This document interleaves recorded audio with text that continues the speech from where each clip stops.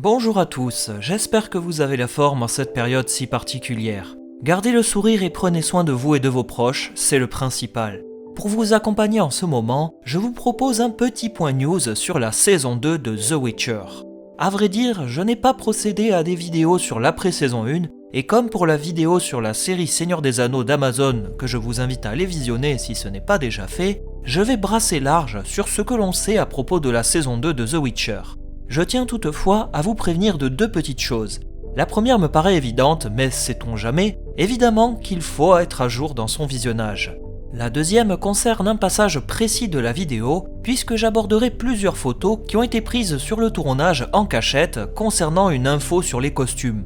Ce n'est pas vraiment un énorme spoil, mais je préfère l'annoncer pour éviter les mauvaises surprises à certains d'entre vous. Point de panique, vous pourrez zapper cette partie en allant au passage indiqué en bas. Ah oui, j'allais oublier, bien sûr que je vais aborder dans cette vidéo le cas de l'animé ou du dessin animé The Witcher en préparation. Bref, je pense qu'on a fait le tour, je vous propose donc de nous plonger dans le développement long et parsemé d'embûches de la saison 2 de The Witcher.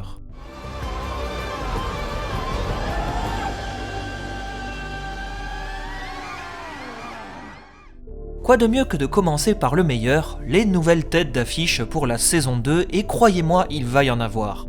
La saison 2 sera sans doute tournée autour du livre 3 Le sang des elfes, mais pas que. Nous aurons droit à une histoire adaptée du livre 1, puisque l'acteur Christopher Ishvu, qui n'est autre que notre Tormund national, va incarner le personnage de Nivellen. Il s'agit d'un monstre frappé d'une terrible malédiction, et pour ne pas trop en révéler pour celles et ceux qui souhaitent conserver de la surprise, sachez que c'est une histoire qui m'a vraiment intéressé dans le livre 1, car en réalité, c'est une adaptation à la sauce The Witcher de l'histoire de La Belle et la Bête. L'acteur ne sera sans doute pas facile à reconnaître sous la tonne de maquillage et de prothèses, mais j'ai hâte de voir le résultat et cette histoire adaptée, car elle apporte un background très intéressant à l'histoire de Geralt. Du coup, vu que cette histoire se déroule dans le livre 1, avant la chute de Cintra dans le livre 2, elle nous sera vraisemblablement racontée lors d'un flashback. À moins qu'il ne torde à nouveau la temporalité pour intégrer cette dernière dans l'intrigue, mais j'en doute vu que la plupart des spectateurs n'ont pas forcément apprécié ce mélange des temporalités en saison 1. Peut-être que ce sera une histoire racontée par Geralt au coin du feu pendant qu'ils sont à Kaer Morhen, on ne sait pas, on ne peut que spéculer. Concernant l'équipe de sorceleurs, car oui, il va y avoir d'autres sorceleurs dans cette saison 2, eh bien je dois dire que je connais aucun des acteurs et ce n'est pas pour me déplaire. Cela permettra d'avoir de nouvelles têtes d'affiche, même si je vous l'avoue, Mark-Hamill en Vézémir, ça l'aurait grave fait. Bref, passons. Pour Vézémir, le chef entre guillemets des sorceleurs à Kaer Morhen, on aura Kim Bodnia dans le rôle de ce personnage clé. Je préfère ne pas trop me prononcer sur le fait qu'il ressemble ou non au personnage tel qu'il est décrit dans les livres, nous verrons bien avec le maquillage et le costume. Tu Istred Rasmussen jouera Eskel, un autre sorceleur de Kaer Morhen, considéré comme le frère de Geralt. Il a le visage marqué par de profondes cicatrices, et me concernant, c'est un personnage qui ne m'a jamais inspiré confiance. Je lui ai toujours trouvé une sale tronche de méchant, c'est pour cela que je n'ai jamais été fan de lui et que je me suis toujours demandé si ce n'était pas un traître. Après, je constate quand même qu'Eskel est un sorceleur très apprécié des fans. Ajoutons Paul Bullion qui incarnera Lambert, un autre sorceleur de Kaer Morhen qui a participé à la formation dans l'art du combat de Ciri.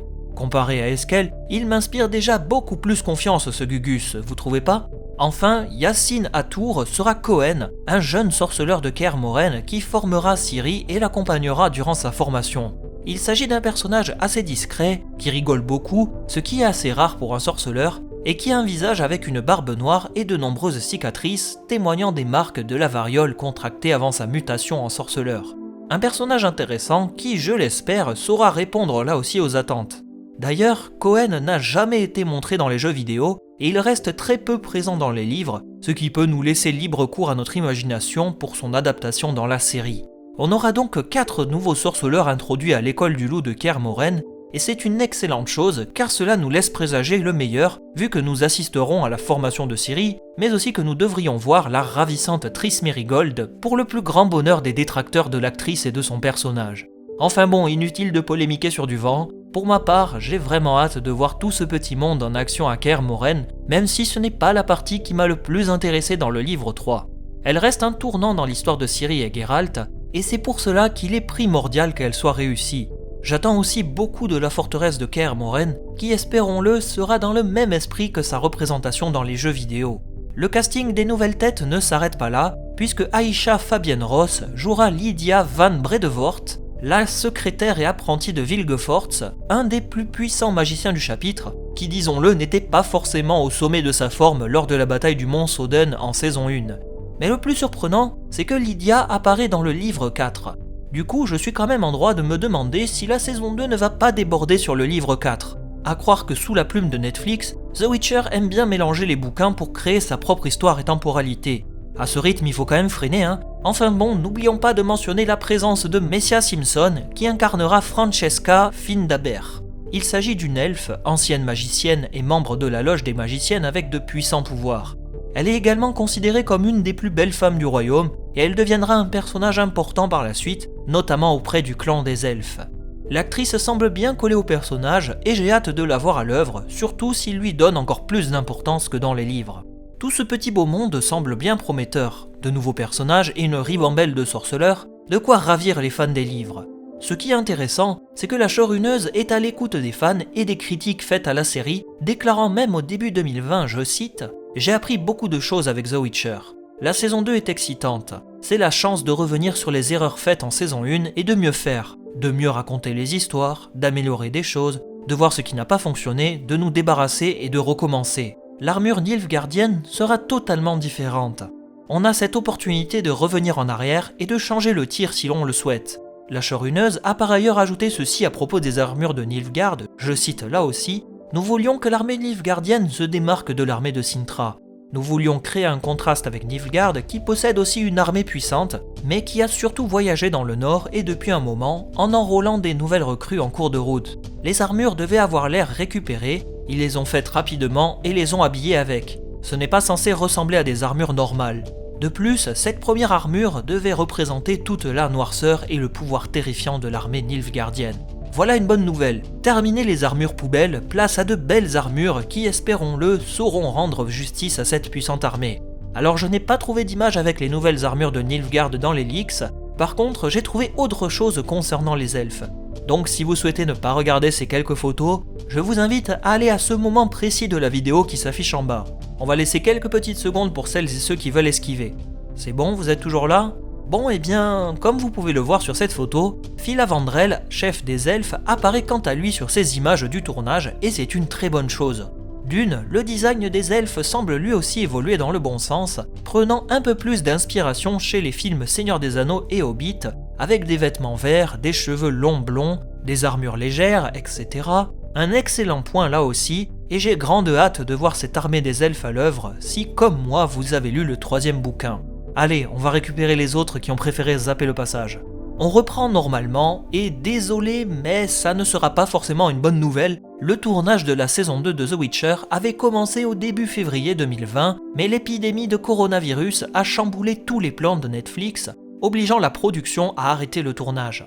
La saison 2 devait être publiée en 2021, sans doute pour faire concurrence aux séries House of the Dragon d'HBO et Seigneur des Anneaux d'Amazon, qui sont elles aussi repoussées, notamment le cas du Seigneur des Anneaux dont le tournage était lui aussi à l'arrêt suite au coronavirus. Mais le plus problématique, c'est que le virus s'est invité sur le tournage et Christopher Ishvu a contracté le virus. Alors pas de panique, notre Tormund national va même très bien, il a annoncé mi-avril sur les réseaux sociaux qu'il était guéri du virus. Il en faut beaucoup plus pour tuer Tormund, le fléau d'ogre. En tout cas, il est désormais difficile de se prononcer sur la date de sortie de la saison 2, j'ose supposer que le tournage va reprendre peut-être cet été, ou pour la fin d'année, nous donnant sans doute une sortie courant 2021, tout du moins c'est ce que j'espère. Mais la bonne nouvelle, car oui il faut bien une bonne nouvelle pour contrebalancer celle-ci, c'est que Netflix est en train de programmer un film d'animation pour compléter la sortie de The Witcher saison 2. Impossible de savoir s'il s'agit d'un dessin animé, un film en images de synthèse, un film en motion capture, ou même un animé japonais, on n'a pas vraiment de confirmation là-dessus. On sait juste que c'est le studio Mir en Corée du Sud qui s'occupera de l'animation. Un studio à qui l'on doit plusieurs séries, dont La Légende de Korra, qui est une suite à la série à succès Avatar le dernier maître de l'air, mais aussi plusieurs films et mini-séries comme Les Gardiens de la Galaxie, La mort de Superman, etc. On est donc en droit de s'attendre à une animation dans ce style-là. Par contre, on a un synopsis qui annonce clairement la couleur. Bien avant d'être le mentor de Geralt, Vesemir commence son propre voyage en tant que sorceleur après que le mystérieux Deglan le revendique par le droit de surprise. Ce film d'animation reviendra donc sur l'histoire de Vesemir, comment il a été recueilli et je suppose le récit de son apprentissage et transformation pour devenir un sorceleur. Qui sait, peut-être que l'on verra également la chute de Kaer Morhen lors de la terrible purge qui fit basculer l'école des sorceleurs dans un bain de sang.